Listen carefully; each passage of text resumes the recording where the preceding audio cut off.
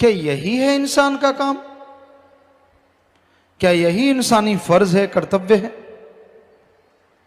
हमारे धर्मों में बताया है, दिन रात इंसान काम धंधे में उलझा हुआ है, दिन रात इंसान माया माया पुकारता रहता है।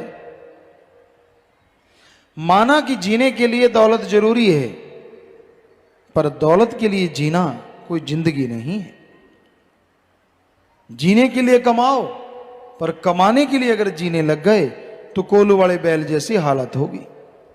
पहले उसे कोल्हू पे जोते हैं, आखिर में नहीं सही चलता तो दोनों आंखों के साइड में पट्टी सी बांध देते हैं कि सीधा देख, सीधा चल। वो और तरफ देखता ही नहीं, देखने ही नहीं देते उसे। घूमता रहता है, लाठियां खाता रहता है और आखिर में मर जाता है। बुरा हाल होता है, सारा दिन चलना पड़ता है, सारा टाइम चलना पड़ता है। तो भाई दिन रात खप खप के मरना, कभी दौलत के लिए जी रहा है, कभी मर रहा है, कभी टेंशन है, चिंता परेशानी है, तो कभी थोड़ी टेंशन फ्री हो गया।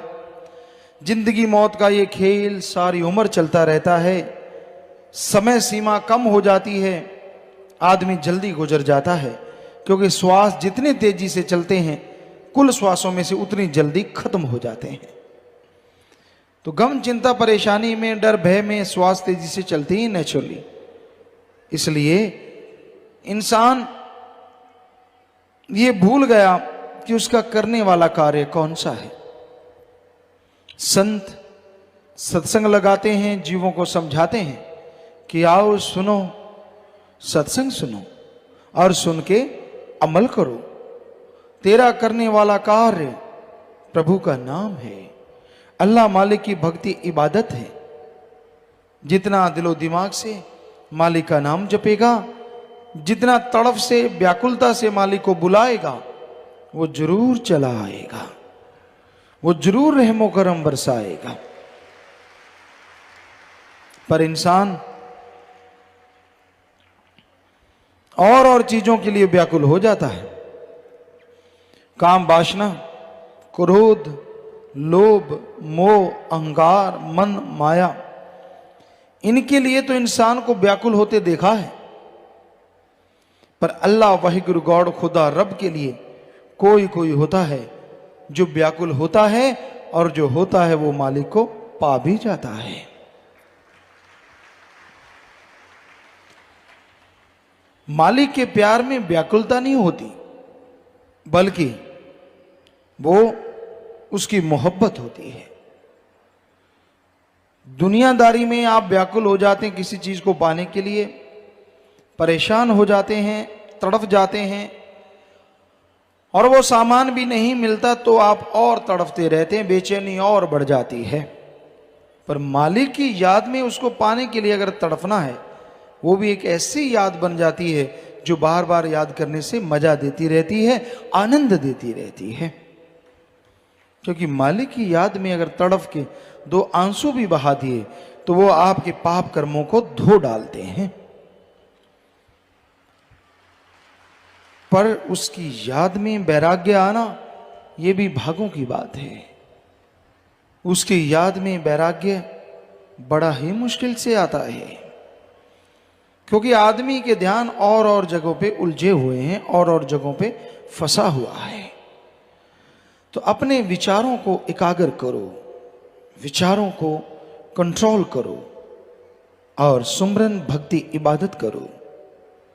सुमरन करते हुए अगर विचार एकाग्र है तो मालिक की दया में रहमत के लायक जल्दी बनोगे। वो जिसे प्यार अल्लाह मालिक वाहिगुरु गॉड खुदा रब जिसे प्यार देता है, जिसे खुशियां लुटाता है, कई बार उसे अजमाता भी है। बस अजमाने से शोर मचा के टेंशन लेके अगर भाग गया तो खाली रह गया, और अगर दृढ़ विश्वास रखा नहीं तो यकीनन उसकी झोली में मालिक की दया में रहमत जरूर पड़ती है। तो मालिक का रहमो करम अगर हासिल करना है, उसकी दया में रहमत के काबिल बनना है, तो अपने अंदर के विचारों का शुद्धिकरण करो, अंदर के विचारों को साफ करना है, और ये होंगे सुमरन के द्वारा। चलते बैठ के लेट के काम धंधा करते थोड़ा थोड़ा सुमरण करते रहो, थोड़ी थोड़ी भक्ति करते रहो। थोड़ा किया गया सुमरण भी कलयुग में बहुत काम करता है। पहले के युगों में सैकड़ों साल लोग इबादत करते, तपस्या करते, पूजा करते, तो फल नहीं मिलता था। अब कुछ महीनों में सच्ची तड़प से मालिक को बुलाया जाए तो उसका रहमो करम बरसने लगता है। कितना आसान है मालिक का नाम लेना, कितना आसान। पर जो नहीं लेते उनको लगता बड़ा ही मुश्किल है। क्या मुश्किल है भाई? खाना खाना, पेट भरना है तो पहले आटा गूंदो, रोटी बनाओ, को लगाने के लिए चटनी, दाल, सब्जी, कुछ ना कुछ भाजी बनानी पड़ती है, फिर कौर तोड़नी पड़ती है, उससे लगाना पड़ता है, खाना पड़ता है, निगलना पड़ता है, आंतड़ियां हजम करती हैं, तब जाके कहीं ताकत मिलती है। राम नाम तो बड़ा ही आसान है।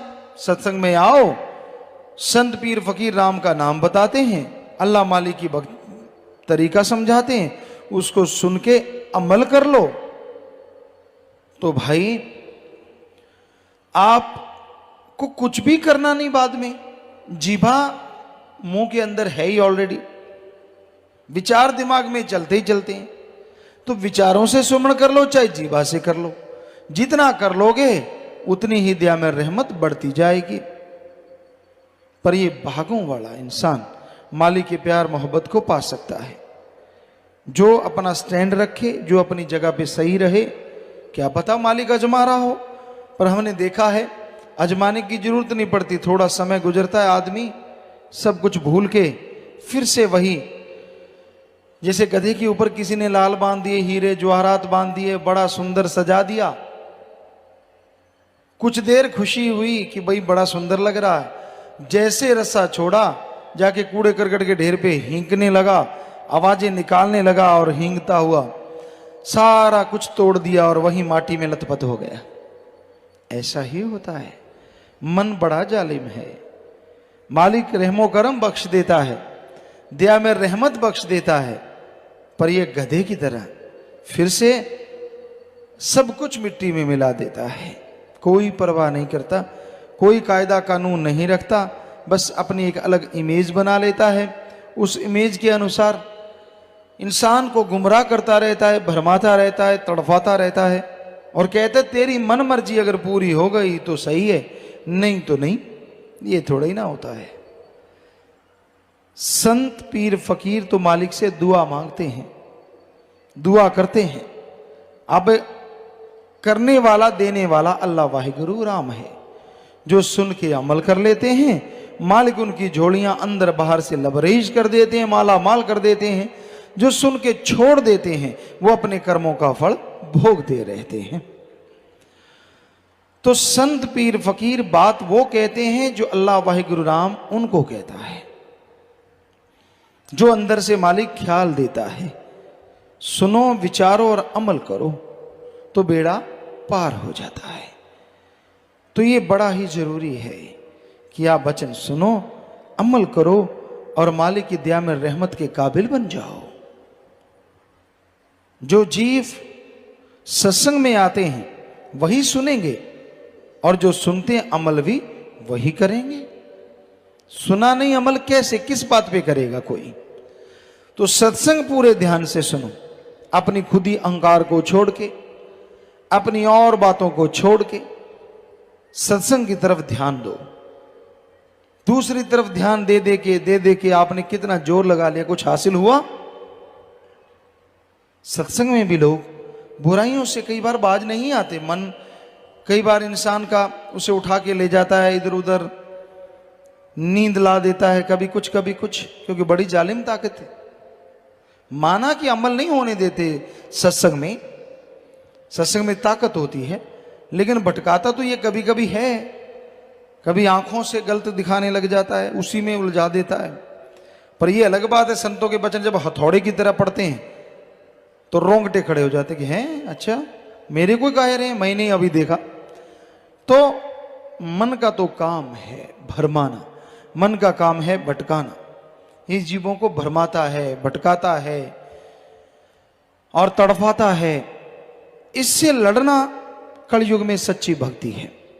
अपने अंदर के बुरे विचारों से लड़ो, यानी बुरे विचारों को अपने पे हावी ना होने दो, अच्छे विचारों के साथ आगे बढ़ो, तो मालिक की दया में रहमत के काबिल एक दिन जरूर बनोगे। तो अमल जरूरी है।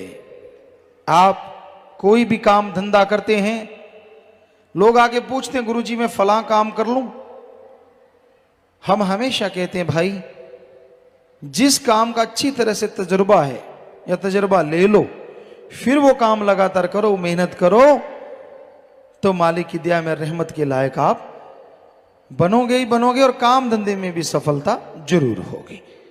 तजुर्बा लेके मेहनत से करो, साथ में सुमरन करो।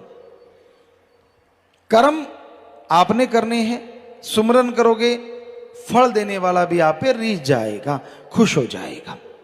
तो कर्म जोगी और ज्ञान जोगी बने रहो, कर्म भी करते रहो और सुमरन भक्ति इबादत भी करते रहो, ताकि कर्म करते हुए कोई परेशानी ना आए।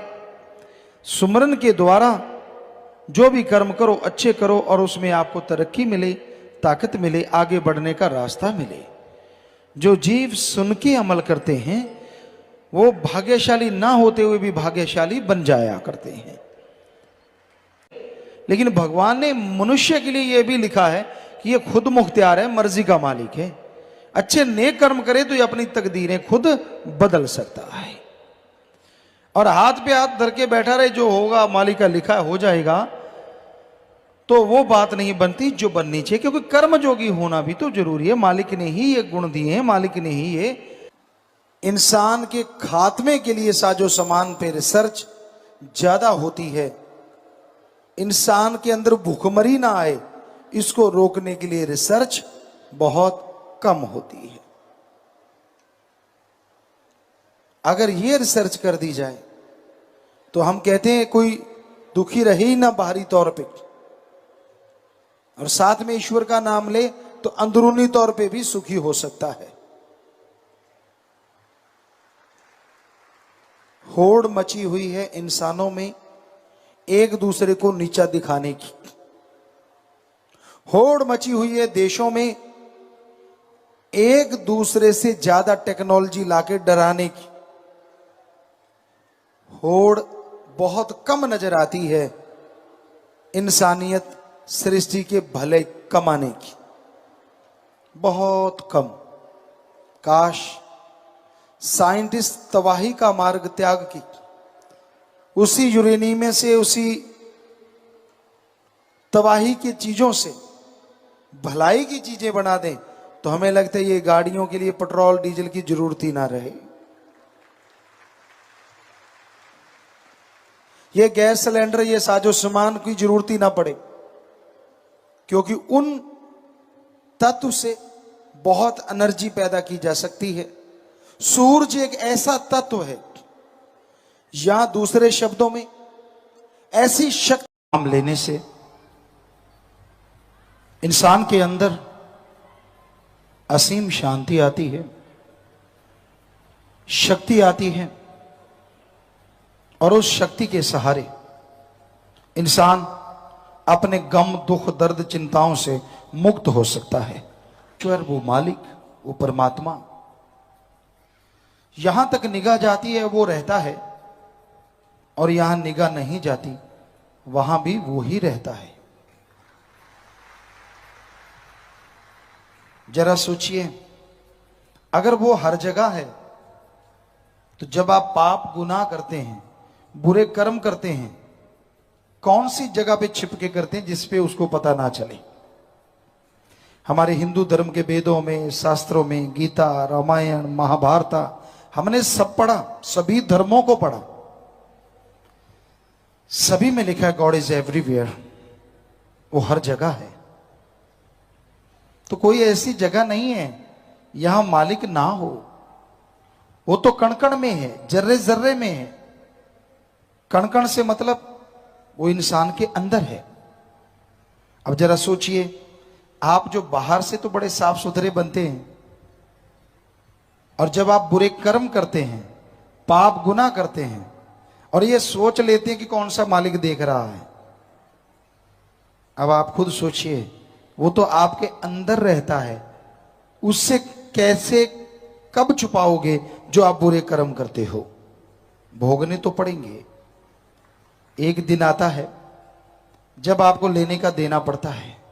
जो आप कर्म कर रहे हैं वो सब रिकॉर्ड हो रहा है, सब दर्ज हो रहा है, और जब आपसे लेखा लिया जाएगा, इसी जन्म में भी इतना बुरा हाल हो जाता है आदमी का। कहां तो चलते चलते शरीर छोड़ के चले जाना, यूं जैसे कपड़े उतारते, और कहां मौत मांगते रहना पर मौत का ना आना। उस दर्द को याद करो, उस समय को याद करो। छोड़ दो बुरे कर्म, छोड़ दो बुराइयां, छोड़ दो मालिक को बुद्धू बनाना। वो सब जानता है, कण कण की खबर रखता है, और जब उसकी तलवार पड़ेगी बेआवाज, तो आवाज ही आवाज रह जाएगी और कुछ सुनाई नहीं देगा। इसलिए बुरे कर्म ना करो, किसी का दिल ना दुखाओ, किसी को तड़पाओ ना, सबके लिए भला मांगो, सबका भला करो। सब एक ही मालिक की जात है, कोई ऊंचा नीचा नहीं है।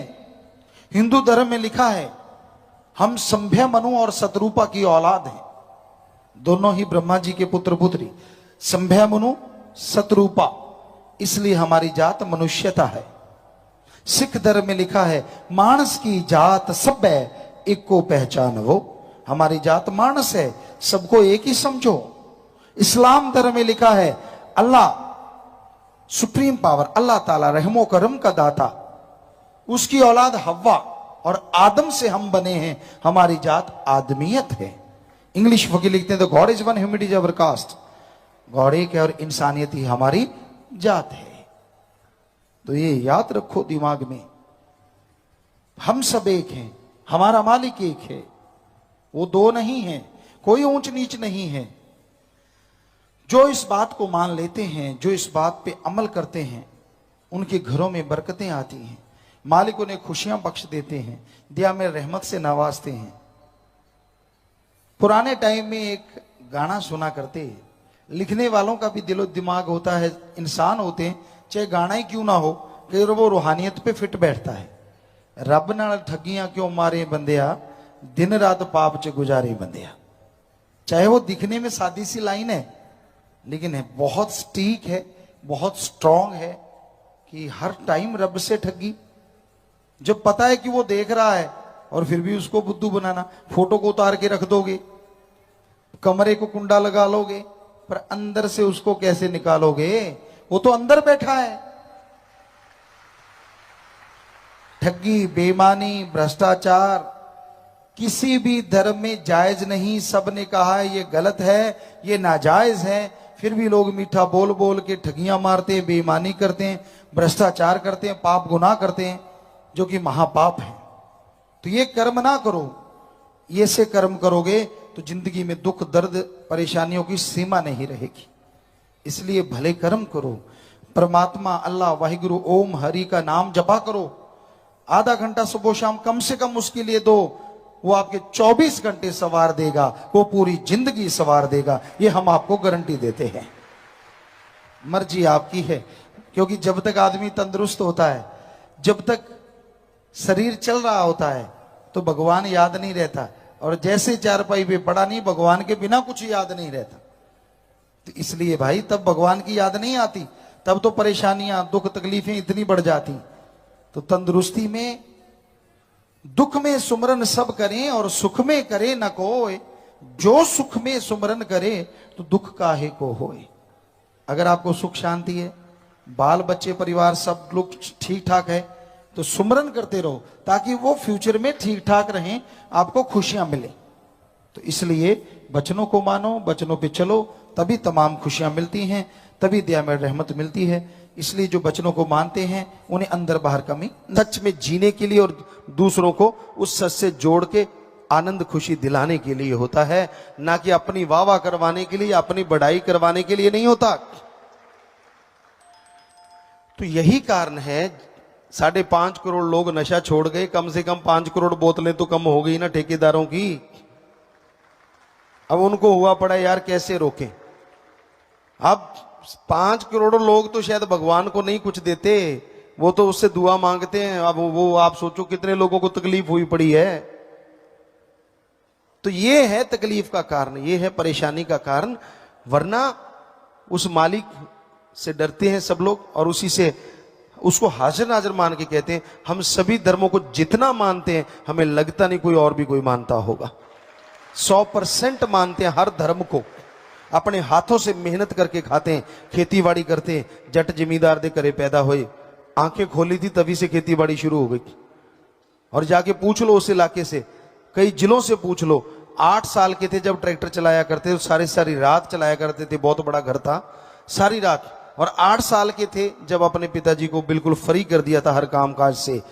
आप में से शायद ही कोई हो जो 8 साल के ट्रैक्टर पे भी बैठा हो। बहुत मुश्किल है कि उसको चलाना और फिर हल जोतना और सारी सारी रात चलाते रहना। ढंग से सुमन किया करो, ऐसे नहीं देवदास बन के बैठने से भगवान कुछ ज्यादा दे देगा। तो यार जिसको देखते हैं 4:40 बजे हैं, हम क्या देंगे, ले बेटा और 4:40 बजा ले। और क्या कर सकते हैं, फकीर तो आशीर्वाद देता है। अब क्या लिखा हुआ है हमारे धर्मों में, हिम्मत करे अगर इंसान तो सहायता करे भगवान, हिम्मते मर्दा मददे खुदा। आप हिम्मत क्या कर रहे हैं, मुंह लटका रहे हैं, तो भगवान ने क्या देना है, थोड़ा सा और लटका ले भाई। नेचुरली है, क्योंकि आपको मिलना तो है फल। आगे जैसा आपका मुंह, शीशा तो वैसे ही दिखाएगा ना जैसा मुंह है। तो आप सो रहे हैं, खुराटे मार रहे हैं, हाँ सतगुरु परमात्मा कुछ देता नहीं यार, और नींद से उठते नहीं, सारा दिन चद्दर पड़ रहे, इधर करबट मार अड्डी, ये मार, दरी में सलवट ऐसे पड़ जाती जैसे कईयों के मुंह में पड़ी होती, दाड़ दाड़ दाड़ दाड़। भगवान दे देगा रहमत, क्या दे देगा, आप 10 खराटे मारते हो, 5 खराटे और दे देगा, ले ले बेटा। पर अगर आप खेतों में मेहनत कर रहे हो, आप बिजनेस में मेहनत कर रहे हो, पढ़ाई में मेहनत कर रहे हो, हम गारंटी देते हैं 70% आपकी मेहनत से तो 20% परमात्मा आपको और दे देगा। ये थोड़ा ही ना, जब देखो देवदास, जब देखो ये वो, नखरे मत किया करो, राम का नाम जपा करो, उसकी भक्ति किया करो अगर कुछ हासिल करना है। ये एक्टिंग वैक्टिंग छोड़ो, फिल्मों में चलती है, ये रियल लाइफ में नहीं चलती। आदमी जब देखो मर गए तो मर ही जाता है ना। मांगना है, वो जट वाली गल तो सुनो नहीं, बात पे बात आ जाती है, कहते मुंह आया गल ना रहती है, बस फिर वो वाली बात। एक जाट जमींदार था, और जाट जो होते हैं ना ये जल्दबाज बहुत होते हैं, चाहे पंजाबी से जट कह लो, हरियाणा से जाट कह लो, बागड़ी में जाट कह लो, ये थोड़े जल्दबाज हुआ करते थे, काले, जिन्हों कहते काले बहुत होंगे। तो एक फकीर की सेवा की, रिद्धि सीधी वाला फकीर था, उसको लगा यार इस जिमीदार ने बड़ी मेरी सेवा की है, तो जाते जाते एक मंत्र दे दिया कि तू ऐसे करना, लोहा हाथ में ले लेना, मंत्र का जाप करना और लास्ट में बोलना बन जा सोना। तो वो चला गया। अब जिमीदार उतावला था, घर से निकला, फकीर शुरू हो गया, लोहे का बाट लिया, मंत्र का जाप करे बन जा सोना, बन जा सोना, मंत्र का जाप करे बन जा सोना, लगा रहा 1 घंटा 2 घंटे 3 घंटे। अब जो रोज पशुओं के पीछे हल जोता करते थे, डंडे से पिटाई करते थे, उतावले होते थे, गालियां मुंह पे आम ही होती थी, आजकल भी हैं, निकल जाती है धक्के से, पर पहले तो आम ही थी। गाली ऐसे थी कि जैसे आप सर लगाते हैं आजकल इंग्लिश में। तो उसने 3 घंटे देखा, अंदर गुस्सा चढ़ना शुरू हो गया, देखा यार ये तो लोहा ही बना हुआ है, सोना तो बना ही नहीं।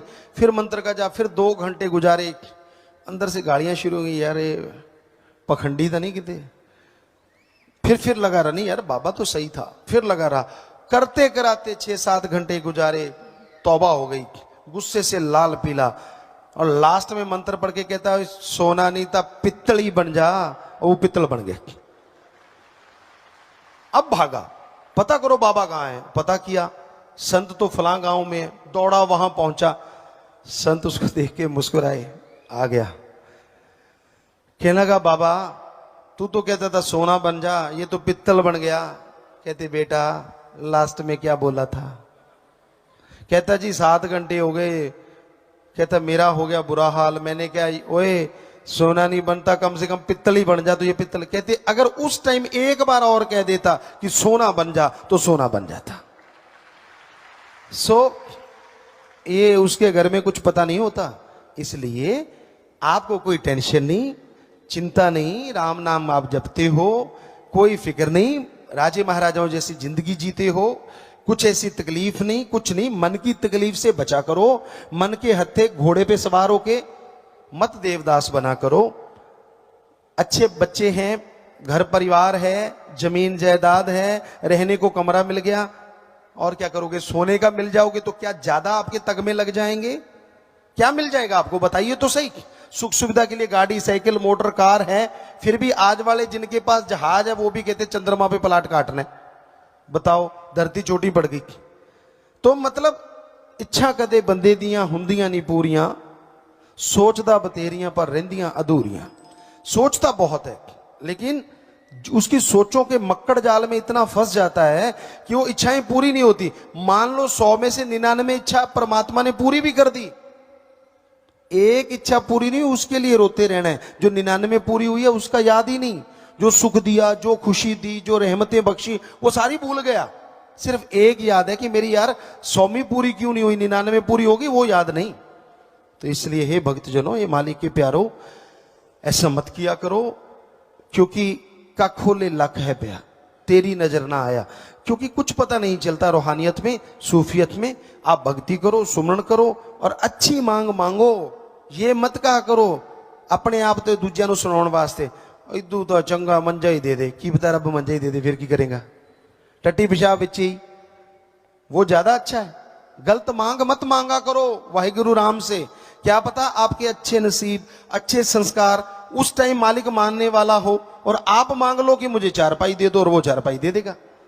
काश उस समय मांग लेते कि मैं मिल्खा सिंह बन जाऊं, दौड़ता ही रहूं, तो क्या पता वो वैसा बना देता। सो तंदुरुस्ती मांग लेते, कहने का मतलब।